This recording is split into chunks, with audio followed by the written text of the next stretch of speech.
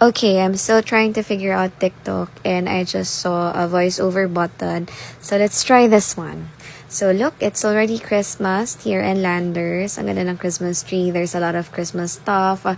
And I'm so tempted to buy, but no, because we are saving currently. Currently, we are saving. Well, not currently.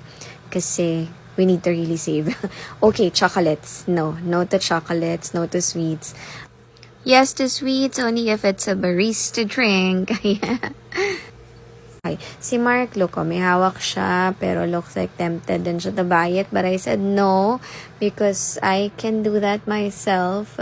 Siguro, we don't even know if okay siya kasi it's on sale. So, usually, if it's on sale, baka walang bumibili, diba? So, okay. So, we're now looking for the perfect steak.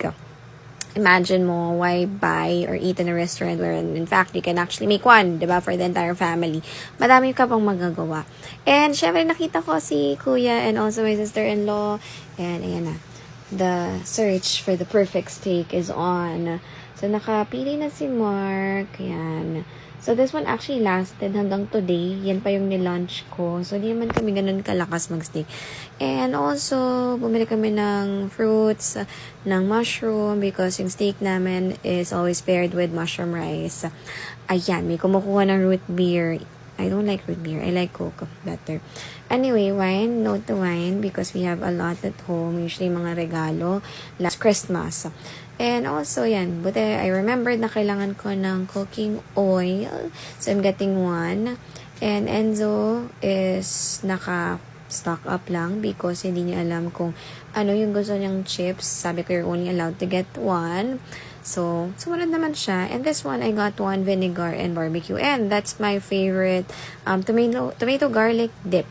Masarap yan with sky flakes. Oh, this is nice. Hopefully, meron magregala sa akin ito. I'm so kilig. And now this one. Of course, nabudol ko si Mark to get this for me.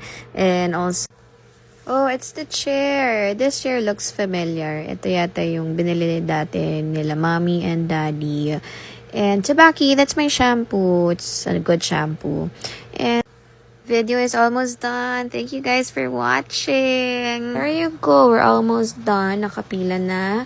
And yeah. Actually, yung card ko pala is due for renewal na. So, yun. Nirenew na rin nila ito natin.